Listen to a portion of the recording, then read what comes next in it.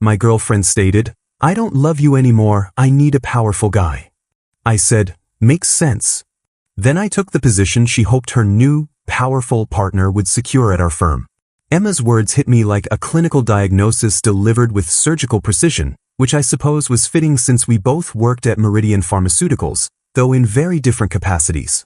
I spent my days in the research lab developing drug formulations while she handled human resources, and after 6 years together, she'd apparently diagnosed our relationship as terminally flawed. Marcus, I need to be honest with you, she said, sitting across from me in our shared apartment, her hands folded like she was conducting an exit interview. I've fallen out of love with you, and I think I know why. I set down my coffee and waited, recognizing the tone she used when delivering bad news to employees. You're brilliant at what you do, don't get me wrong. But you lack executive presence, real ambition. You're content to stay in that lab forever, working on formulations while other people make the big decisions. She paused, watching for my reaction.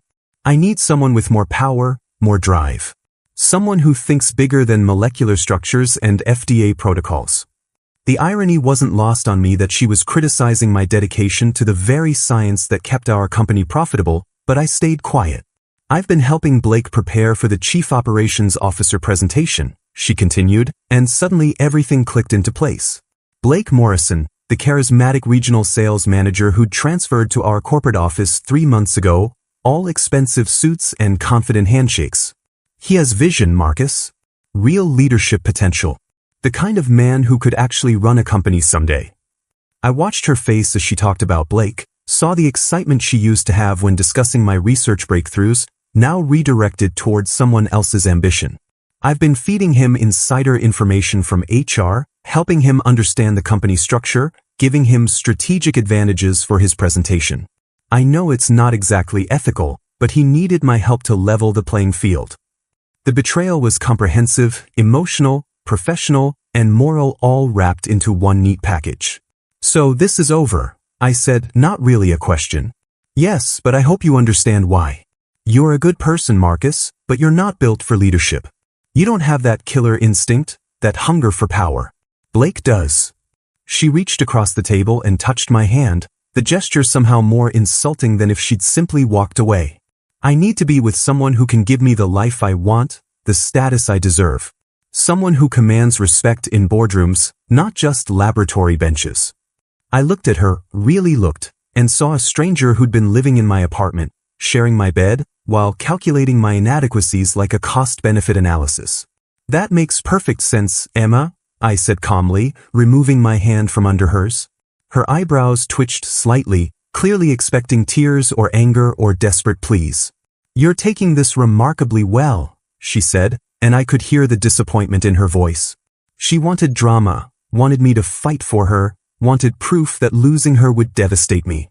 What's the point of fighting reality? You've made your assessment. You think Blake represents power and I don't. You're probably right. The lie came easily because I'd learned something about myself in that moment. I did have that killer instinct she claimed I lacked. I just hadn't been properly motivated to use it until she'd handed me the perfect reason on a silver platter. What Emma didn't know was that 3 weeks earlier, I'd been discreetly approached by Dr. Harrison, our board chairman, about something that would have changed everything between us if I'd bothered to mention it. I was reviewing stability data in my lab when he appeared in the doorway, still wearing his surgical mask from a sterile manufacturing inspection.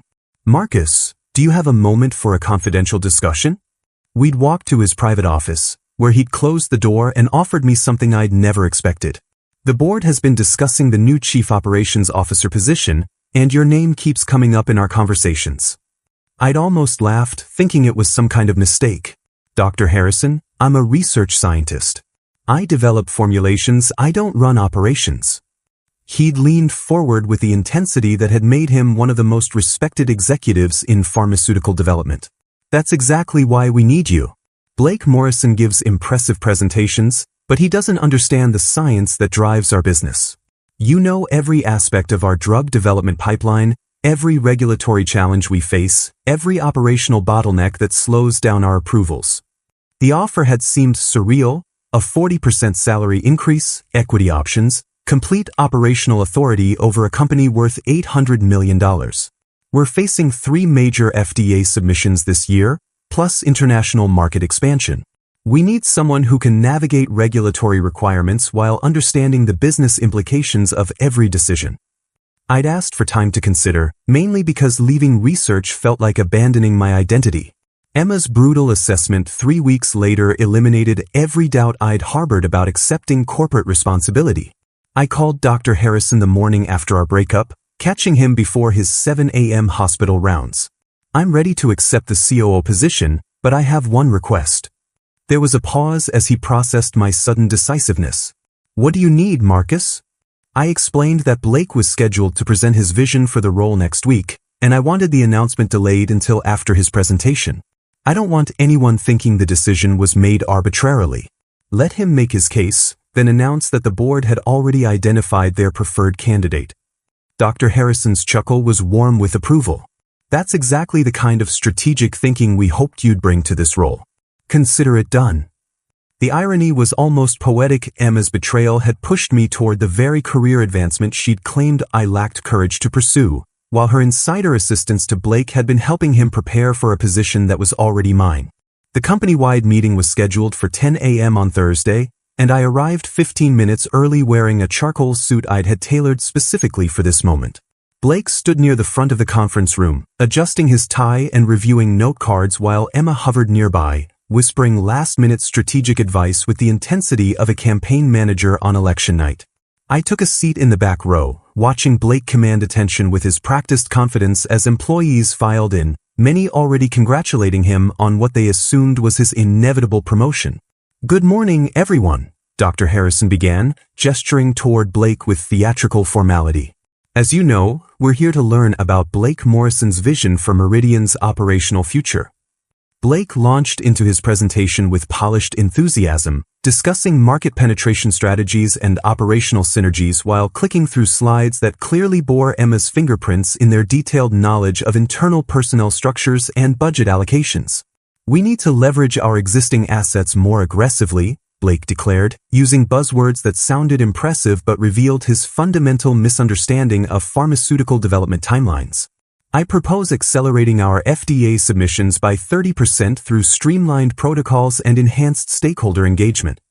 I almost winced at his casual dismissal of regulatory requirements that had taken me years to master, but I kept my expression neutral while Emma beamed with pride at his confident delivery. The applause was enthusiastic when Blake concluded, and several colleagues approached him with congratulations and networking opportunities, treating him like the anointed successor he believed himself to be. Dr. Harrison returned to the podium as the crowd settled, his expression unreadable. "Thank you, Blake, for that comprehensive presentation. However, I have an announcement that may surprise some of you." The room grew quiet, sensing unexpected drama. After extensive deliberation, the board has selected Dr. Marcus Chen as our new Chief Operations Officer, effective immediately.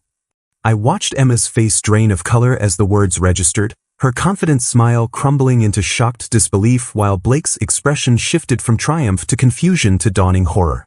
Marcus has demonstrated exceptional leadership in managing our most critical drug development programs, and his scientific expertise makes him uniquely qualified to guide Meridian through our upcoming regulatory challenges. I stood and walked to the front of the room, my footsteps echoing in the stunned silence, feeling Emma's eyes tracking my movement like she was witnessing something impossible. "Thank you, Dr. Harrison, and thank you all for your confidence in my abilities," I said, my voice steady despite the surreal nature of addressing colleagues who'd known me only as the quiet research scientist. "I look forward to working with each of you as we expand Meridian's impact in pharmaceutical development." Blake stood frozen beside the podium, his note card still clutched in his hand, while Emma pressed her palm against her mouth as the full implications of what had just happened began to sink in. I spent my first week as COO methodically reviewing every operational proposal that had crossed my desk in recent months, and Blake's strategic recommendations quickly revealed themselves as fundamentally flawed in ways that would have cost Meridian millions in regulatory delays and potential lawsuits. During my first executive meeting, I spread Blake's marketing projections across the conference table like evidence in a criminal investigation. "These timelines assume we can accelerate Phase 3 trials by 6 months. I explained to the assembled department heads, pointing to specific projections that Emma had clearly helped him research. Unfortunately, that would violate FDA protocols for our cardiovascular drug trials and could result in our application being rejected entirely. Blake, who'd been invited to present his proposals in detail, shifted uncomfortably as I continued dismantling his strategy with clinical precision. Additionally, this proposed marketing campaign for our diabetes medication would constitute off-label promotion before we receive final approval, which could trigger federal investigation and substantial fines. I watched Emma take notes frantically from her position at the side table, her role as HR liaison requiring her to document my systematic destruction of the man she'd chosen over me. Blake, I'm going to assign you to our regulatory compliance training program, I announced with professional courtesy that barely masked the demotion. You'll be working with our junior staff to understand pharmaceutical development requirements before taking on strategic planning responsibilities. The meeting continued with discussions of actual operational challenges, supply chain management, international regulatory harmonization, clinical trial coordination, topics that required deep scientific knowledge Blake had never bothered to acquire. Emma found herself excluded from high-level planning discussions as I restructured reporting protocols to streamline decision-making, effectively bypassing her department's traditional influence over strategic initiatives. Dr. Chen, she approached me after the meeting, her voice carefully controlled. I wanted to congratulate you on your promotion. I hope there won't be any personal conflicts affecting our professional relationship. I looked at her with the same neutral expression I used when reviewing clinical data. Emma, I treat all employees with equal professionalism.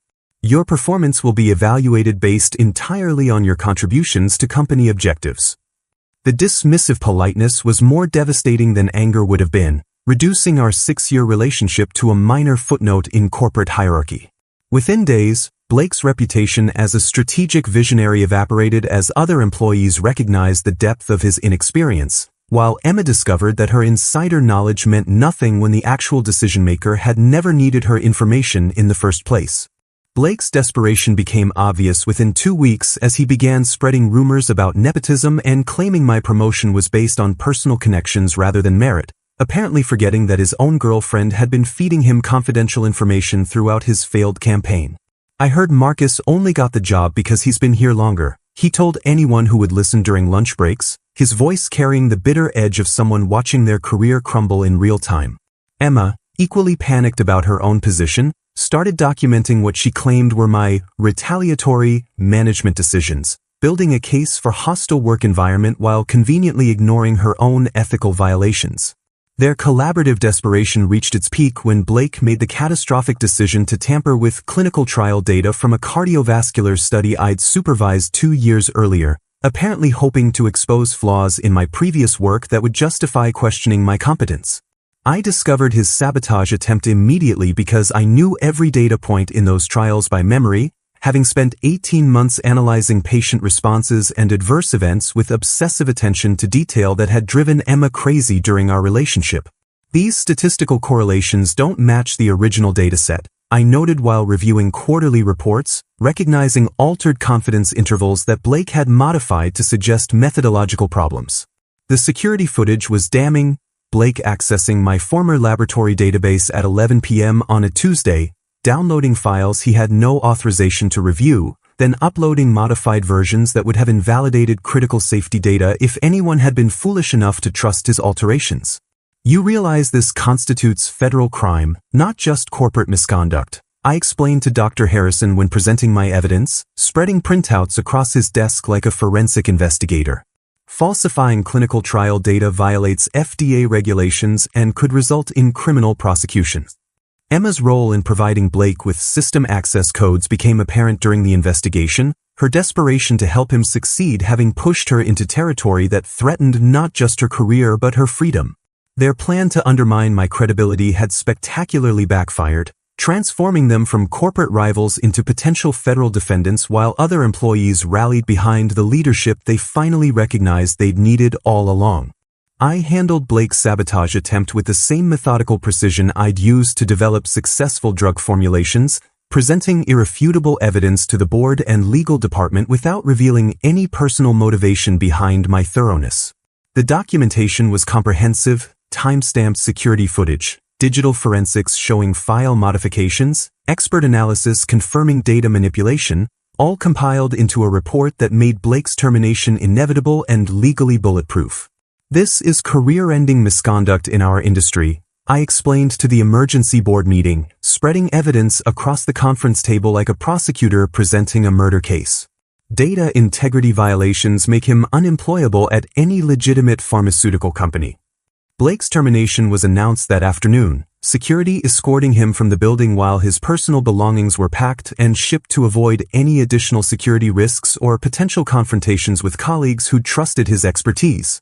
Emma faced her own reckoning when the investigation revealed her systematic violations of confidentiality policies, her provision of system access codes, and her role in facilitating what could have become a federal crime if Blake's tampering had gone undetected.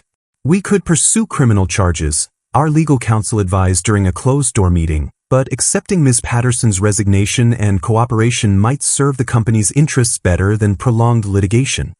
I recommended clemency, not from lingering affection but because destroying Emma completely would have been excessive punishment for someone whose real crime had been poor judgment rather than criminal intent. She accepted demotion to a clerical position in our document archive department, losing her benefits package, career advancement opportunities, and any remaining influence over corporate decisions that had once made her feel powerful. "Thank you for not pressing charges," she said during our final professional interaction, her voice barely above a whisper as she cleaned out her executive office. "I made terrible decisions, and I know I don't deserve your mercy." I looked at her with the detached sympathy I'd feel for any former colleague facing career consequences for ethical lapses. "Everyone makes mistakes, Emma. The important thing is learning from them." The board commended my handling of what could have become a major corporate scandal, praising my discretion and professionalism in navigating a situation that involved people I'd known personally, though they never learned the full extent of those personal connections. 6 months later, I was reviewing expansion proposals in my corner office when Dr. Harrison knocked and entered with the kind of satisfied expression that usually preceded good news about quarterly earnings or regulatory approvals. "Marcus, I wanted to personally thank you for transforming our operations beyond anything we'd hoped for when we offered you this position. The numbers were undeniably impressive. We'd successfully navigated 2 major FDA approvals that had been stalled for months under previous leadership, expanded into 3 international markets that generated $47 million in new revenue, and streamlined our clinical trial processes to reduce development timelines by an average of 18%. Your leadership style has been exactly what this company needed," he continued, settling into the chair across from my desk. "Quiet competence, strategic thinking, and the kind of scientific expertise that actually drives profitable decisions rather than just impressive presentations." Through the pharmaceutical industry grapevine, I'd learned that Blake had left drug development entirely, reportedly working at a small insurance firm in Kansas where his presentation skills might actually serve a useful purpose without endangering public health through regulatory incompetence. Emma had eventually resigned from her archive position and moved back to her hometown in Ohio, where she was apparently working for a local medical clinic and keeping a much lower profile than the ambitious corporate climber I'd once known. I found myself reflecting on her brutal assessment of my character during our breakup, realizing that she'd been partially correct about my lack of ambition. I had been content to remain in the background, focusing on scientific problems rather than corporate advancement. But her betrayal had revealed capabilities I'd never known I possessed, forcing me to discover that real power comes not from charismatic presentations or political manipulation, but from competence, integrity, and the quiet confidence that comes from solving problems other people cannot. The transformation had been remarkable, from a research scientist who avoided corporate politics to a COO who commanded respect throughout the organization, not through intimidation or flashy gestures, but through consistent demonstration of expertise and strategic thinking. "We're considering additional expansion into European markets," Dr. Harrison mentioned, spreading preliminary market analysis across my desk. "The board would like your assessment of regulatory challenges and operational requirements for establishing manufacturing facilities in Germany and Switzerland." I reviewed the documentation with the same methodical attention to detail that had made me successful in drug development, recognizing opportunities and challenges that would have been invisible to someone like Blake who prioritized style over substance. Emma had claimed I wasn't marriage material because I lacked executive presence and ambition, But sitting in that corner office, planning international expansion for a company worth over $1 billion, I finally understood that I had always been the powerful guy she claimed to need. She just couldn't recognize real strength when it was standing right in front of her, preferring the illusion of power over its actual substance.